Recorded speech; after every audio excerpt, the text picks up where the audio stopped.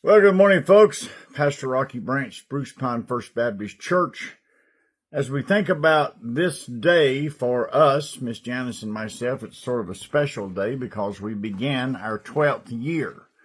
We just celebrated literally yesterday, the 14th of September, which is the day that we started 11 years ago here at the church on Sunday morning. And it was Sunday morning the 14th yesterday, and our good friend Milton Hollifield preached, did a fantastic job. Our folks came together.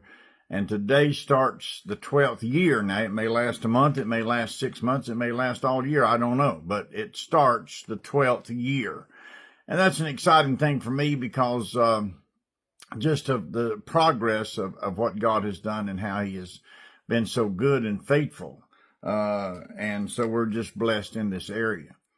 I was thinking as we were on this trip recently, just last week, got back home on Wednesday night, had gone through Rome and Turkey, and we'd gone to Athens.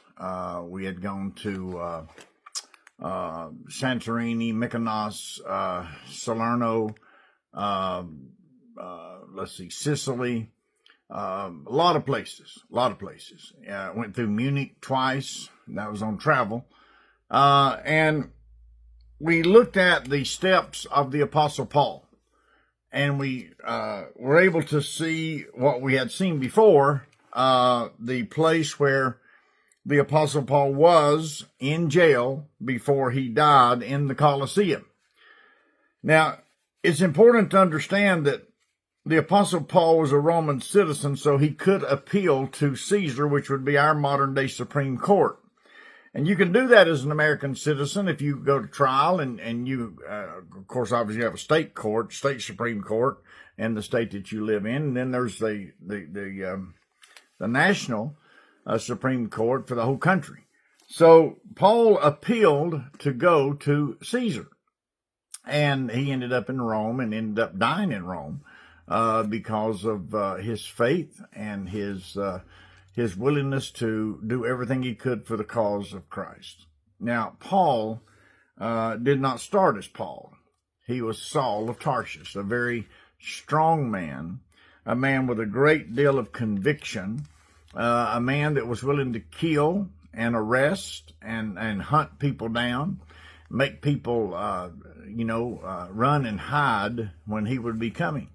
And God used him, and he used this unusual ability that Paul had to turn him into a dynamite gospel machine. It's like Jesus. When Jesus came to get the fishermen, he went to the boat where the fishermen were. And he didn't tell the fishermen, I'm going to make you plumbers or builders or farmers. He said, I'm going to make you fishers of men. They understood fishing. Jesus used what they were aware of to do what he needed them to do. He used their strength for his operation. He didn't change them from who they were. I mean, they were changed by being redeemed, obviously, at the day of Pentecost. But in the process, they used their abilities, their gifts, their talents to give God glory and to labor for him, just like we find the Apostle Paul.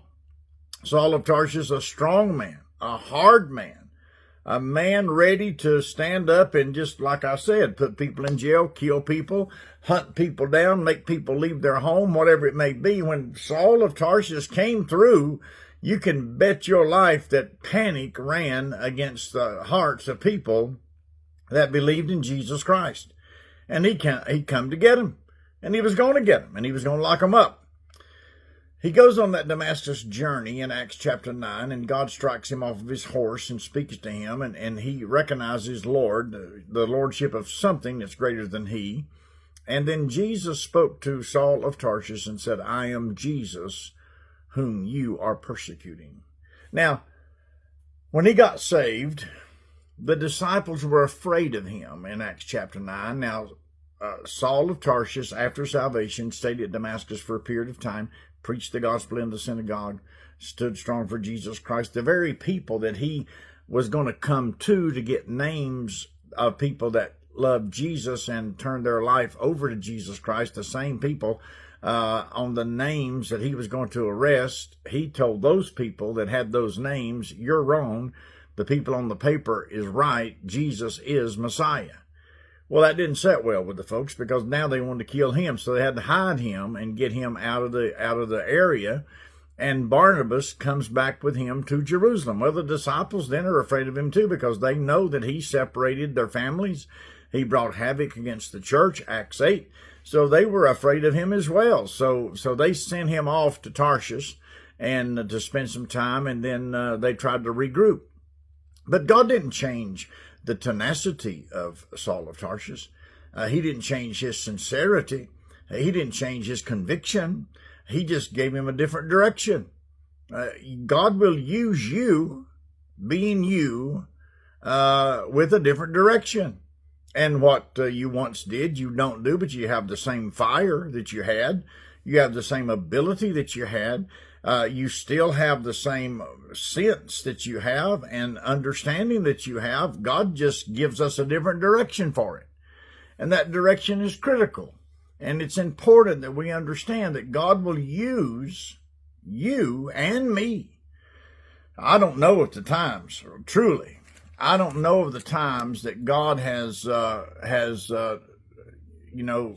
not used my voice.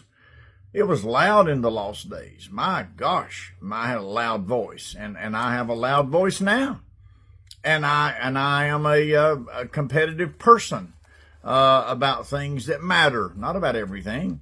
And the gospel to me matters. I'm not competitive in the gospel, but I am strong in my belief about what the gospel says. So God uses people with who they are in his service once they commit to him. And that's what happened to Saul of Tarshish. He became Paul the Apostle in Acts 13:13, and he started leading these missionary journeys. And it's very important to understand that God wants to use your ability. He wants to use your tenacity. He wants to use your style of doing things. He just wants his spirit to be put in you and you to obey that spirit with your abilities that God will use. He taught those men that fished to still fish. They're just fishing for something else. They're fishing for men now. Not fish, but for men.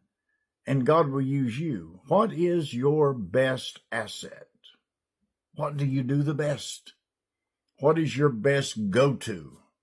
That's what God will use. Think about that. And ask yourself the question, Lord, are you using me to my fullest ability? Or am I trying to go another way? Lord, will you speak to me and let me know my direction? And let me not run from who I am, but be used through your spirit to what I need to do. Think about that. I believe God will bless you for it.